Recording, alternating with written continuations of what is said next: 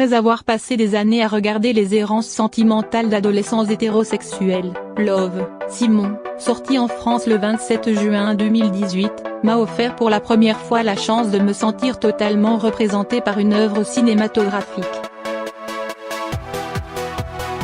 Un teen movie léger, comique, et indispensable qui montre le potentiel représentatif de la comédie romantique.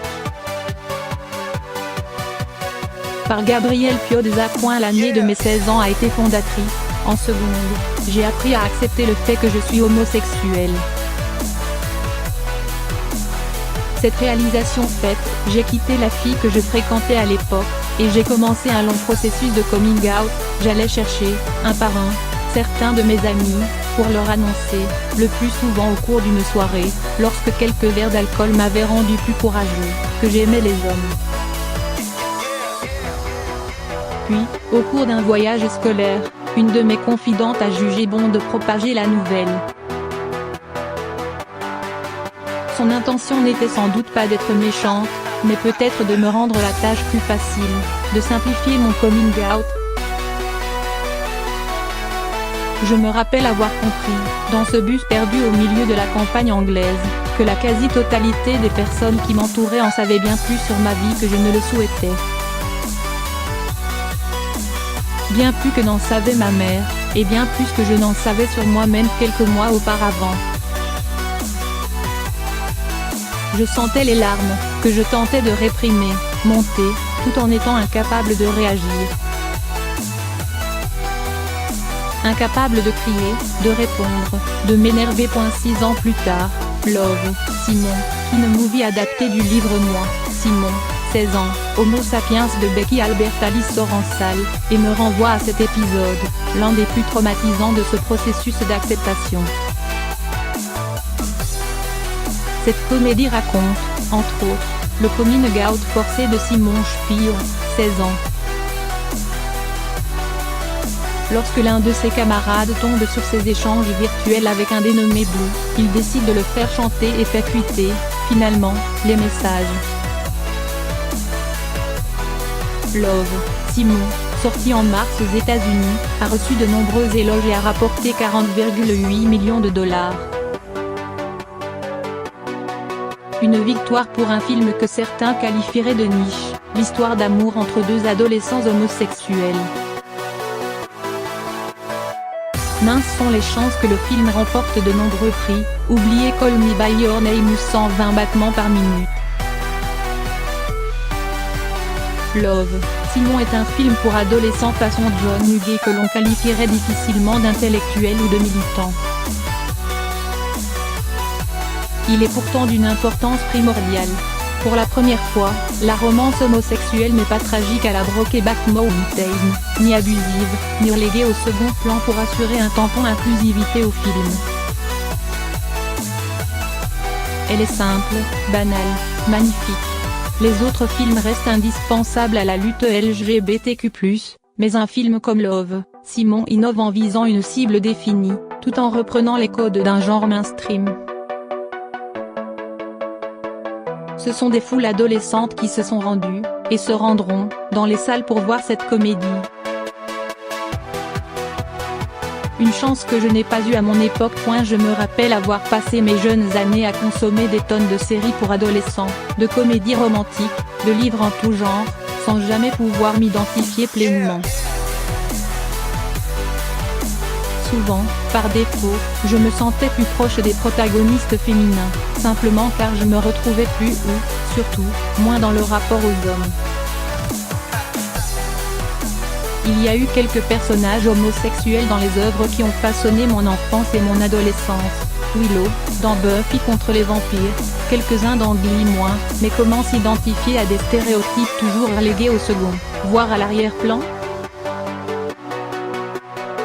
En un peu moins de 2 heures, le long métrage de Greg Berlanti réussit à capturer une infinité de détails sur le quotidien d'un jeune garçon homosexuel encore dans le placard. Sans jamais tomber dans le pathos, on évoque subtilement des thèmes importants et fédérateurs, car vécus par une majorité de garçons homosexuels à cet âge-là. Tu as été surpris ? demande Simon à son ami Abby, lorsqu'il lui révèle son secret. C'est une question que j'ai dû poser un nombre incalculable de fois, et quand la réponse était positive, j'en étais presque fière. Cela signifiait que j'entrais dans le moule, que j'arrivais à déguiser mon homosexualité, que je pouvais être un des gars si je le souhaitais. Que je ne serais pas discriminée pour le reste de ma vie. Même sentiment d'identification lors d'une discussion entre Simon et sa mère, Jennifer Garner. Moins tu t'en doutais, je savais que tu avais un secret. Quand tu étais petit, tu étais tellement insouciant. Mais ces dernières années, de plus en plus, c'est presque comme si je te sentais retenir ta respiration. Être homosexuel, ça t'appartient. Ça fait partie de ta vie et tu devras l'appréhender tout seul. Et je déteste ça. Il faut reprendre ton souffle maintenant. Et même constat lorsque Simon, après s'être fait harceler par d'autres lycéens, s'explique avec la personne qui l'a outé de force. Je m'en tape si tu ne pensais pas que mon coming out prendrait ses proportions, lui explique-t-il, non sans hausser le ton. Ce n'était pas à toi de décider de ça. C'est moi qui suis censé décider où, et quand, et comment, et qui le sait, et comment je dois le dire. C'est quelque chose qui m'appartient. Et à cause de toi, j'en ai été privée. Quel bonheur, pour une fois, de ne pas avoir à tordre le récit d'une manière ou d'une autre pour se sentir représenté.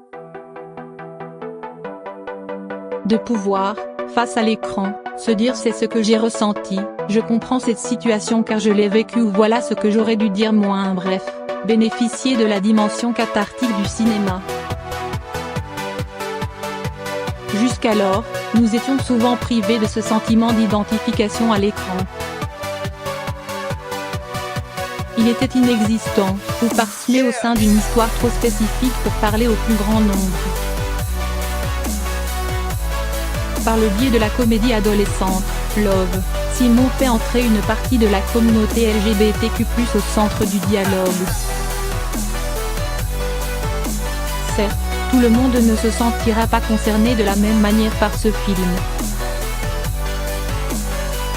Le personnage principal, incarné par le jeune Nick Robinson, est blanc, aisé et bénéficie de ce que certains appellent le straight passing, une manière de parler, de se mouvoir, d'agir, que la société considère comme hétérosexuelle.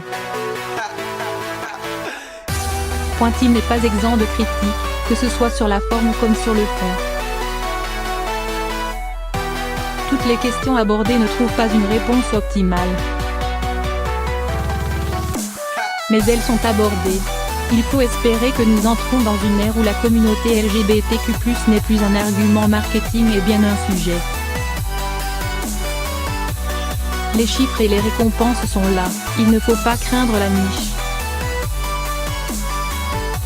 Il faut que le cinéma, américain, mais également français, s'empare de ces récits, anticipe les besoins des spectateurs et traite, avec prudence, du quotidien de tous et de toutes. Love, Simon, de Greg Berlanti, actuellement en salle.